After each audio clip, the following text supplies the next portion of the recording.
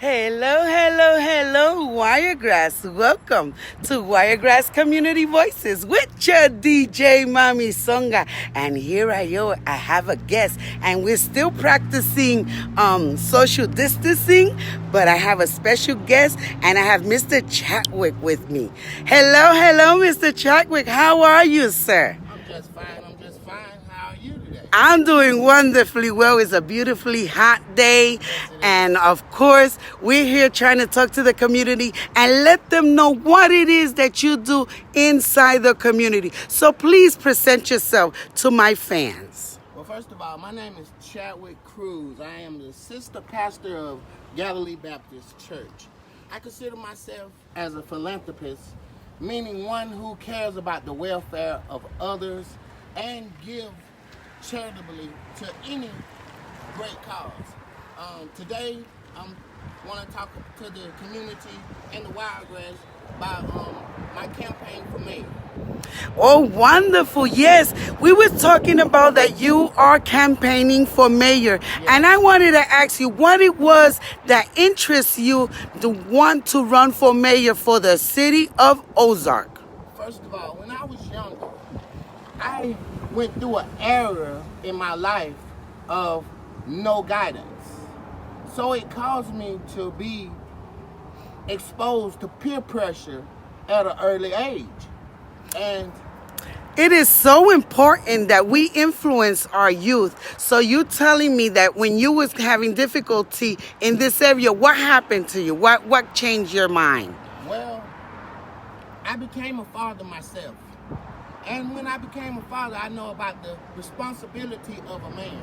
That's a lot of things that's in my campaign that we need to teach the young men to be more responsible as fathers. Wonderful, wonderful. And tell us what else. Keep on talking. Don't let me interrupt you. Well, I thought you was about to take the floor, so stop. But you know, my English is not so very good looking. Yes, ma'am. I am so happy that you are talking about youth because that's one of the things that really interests me. So keep on talking. Don't let me interrupt you. Here in Ozark, at the age of 14, you're no longer able to go to the Boys and Girls Club.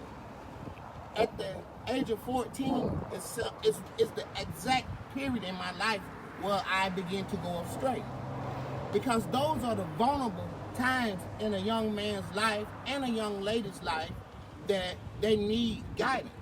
You go through puberty. You go through things where you think that you know more than your parents. So we need more things to do for the 14 up into the age of 21-year-old kids to learn to be responsible adults, to prepare them for paying bills, to prepare them and the reason why some people might say, well, that's what they have their parents for. Well, you look at the demographics of Ozark, we have almost a 55 to 60% single-parent families. Now, single-parent families enforce the mother to go out and be the male and the female. Yes, that's true. These days, we got to implement more of togetherness, and we got to make sure that we provide for our community. It says that it takes, I have heard all the wise people say that it takes a village to raise a child. So you got to think about it. In that village, it's got to be some kind of extracurricular activities for the kids to partake into.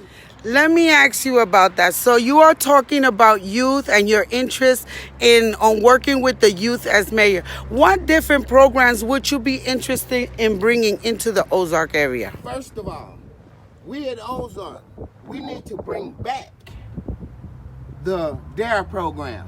The DARE program, most of the people that's productive in Ozark went through that program. They learned about the effects of drugs and alcohol early in life, and it scared them away from it. A great friend of mine used to teach the DARE program, Frankie Peterman, and there's a lot of the kids I see come up to him to today, which are the grown people now, and they come up to him and they say, man, thanks for how that program impacted my life. The reason why the city of Ozark got away from it, I don't know, But we got to iron out those wrinkles and bring it back, implement it back into society. The second thing is YMCA, because if the Boys and Girls Club stops at the age of 14, well then YMCA need to be brought here so the 14 on up can learn skills, life skills, that will take them to the next level in their life. Another program is, at the transition of becoming 21 years old, that the government say you are a legal adult, you need to be taught how to money manage. You need to be taught skills that can put you or propel you in the area of home ownership. We have a big housing market in Ozark and a lot of unoccupied homes that have been built. How you plan to address that, sir? First of all, two things. One thing that I heard some of the great late administrations say, we have got to figure out how to entice Fort Ricker back to Ozark. The second thing, a booming job market, it brings new people to our city. We have got to stop searching for businesses that people already have in their city, like restaurants and stores. We got to be original, search for original businesses. When you search for original business, you bring people here to Ozark because no other city offers what we are trying to offer. What else are you interested in helping here in the Ozark area, sir? In the Ozark area, we have had a lot of situations where, first of all, I want to say, I think that the administration that we have so far is doing a good job with what they have. But sometimes you got to step outside the box. I learned some things from watching a great mayor, Mike Smith, in Dothan. When he wanted Dothan to grow, he got on his airplane and he flew overseas to get with corporations to come to Dothan. Now Dothan has a booming job market. Most of the people in Ozark go to Dothan to work. We need to bring back those people, bring back that tax revenue to Ozark. We have got to support the local business. Support the local businesses is a must. We have got to spend Ozark dollars within Ozark. But the only way we can accomplish that is to bring more jobs for the citizens of Ozark can have more money to spend with local businesses. I've been a business owner here in Ozark for 18 years. I know what it's like to struggle to stay in business. So, you know, in budgeting, you save dollars for the hard times that you feel like are coming. If they don't come, then you're well prepared for them if they do. So, said that to say this, we have got to spend more money within the city limits of Ozark and help one another. I want to see the pastors of every church breaking down the denominational barriers, breaking down the cultural barriers, breaking down the racial tension, meaning that the heads of each church need to be reaching out to the neighboring church. We have over 40 churches here in Ozark, and all of these churches, I'm not coming at these churches to vote. If you vote for me, if you don't vote for me. I want to speak to you guys for coming together of the city, because the one thing is, God has appointed you all as the figureheads of Ozark. I know they say the mayor is the figurehead, but I just want to let you know, you guys have a more important role than you even know. It's no reason why two churches sit next to each other and don't fellowship together. It's not about membership. It's about saving souls for Christ. Amen. Amen. Well, that sounds wonderful. Almost preaching to me right here. And I love it. I love it. I want the community to listen what you have to say, because this outlet, a lot of our Hispanic community right now have migrated here, and we vote. A lot of Puerto Ricans within the community, and we register to vote. I myself and my sister Marianela Gonzalez, which you know very well, and has come out and registered a lot of Hispanic voters. So what would you do with trying to bring the community together as of denomination, just like you're speaking, and about racial and cultural issues that we all have the same issues, but we just racially different? Win or lose as Ozark's mayor, I will be sitting down with every pastor that will talk to me. I will be reaching out to you guys because it's time for the great revival to break out. And that great revival is all races, all genders of people. You know, we have got to stop being in division, because I know we all plan after we leave this earth to spend eternity with God in heaven and His Son Jesus Christ. If we have those plans, it's going to be people with different skin colors. It's going to be different cultural. It's going to be different races, creeds of people. Different people who believe the same thing, but looks totally different. So we need to try to amend those things here on earth before we even plan to see God face to face.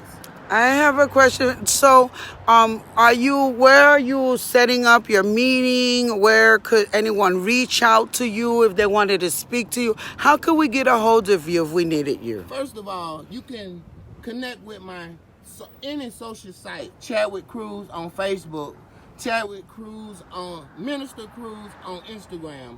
You can email me at cruzcoley@gmail.com. You can even call my personal number, and it's 334-733-0615. Say that one again for me, slowly this time. 334-733-0615. You can also connect with my own personal website. My webpage is www.cruzformayorofozark.com. And you can connect with me. I promise you, if you just Google Cruz on a social site in Ozark, you can get in touch with me. But my barbershop is here on Andrews Avenue, at 1110 Andrews Avenue. And soon as the coronavirus is lifted, you know, the scare of the pandemic is gone, I will be reopening. So with that being said, I'm going to use my own barbershop as my campaign headquarters. Oh, that's wonderful. So you are a business owner, and I knew about certain business, but I don't want to necessarily talk about that. But it's good to know that you are a local. And how long have you been here? I've been at this location 7 years, but I've been a business owner here in Ozark for 19 years. And talk to me a little bit what you like to do for the business. I know we talked about getting new business, but how would you implement that? How would you literally implement it? Getting new business takes, first of all, Ozark is not a part of the regional market no more, as my studies have shown me. Businesses want to know about population before they decide to come to your area. So I devised a plan in which I don't really want to spill too many of the beans because I haven't won yet. But I'm going to win. But I have a plan devised that I'm going to still work this plan in or out of office. But it's a way that you reach out to businesses. You got to sell your city. And it's a lot of good points in Ozark. I have talked to a lot of people in the community, and I hear a lot of negative points in Ozark. And those are there. But to fix the negative, you overcrowd it with positivity.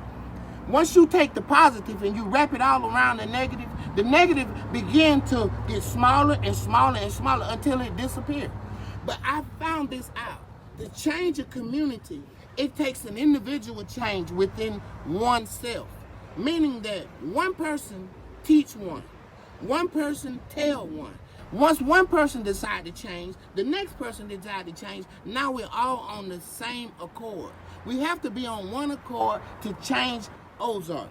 To get businesses in Ozark, you have to be the figurehead of guys to reach out to corporations and sell the city. Wonderful, wonderful.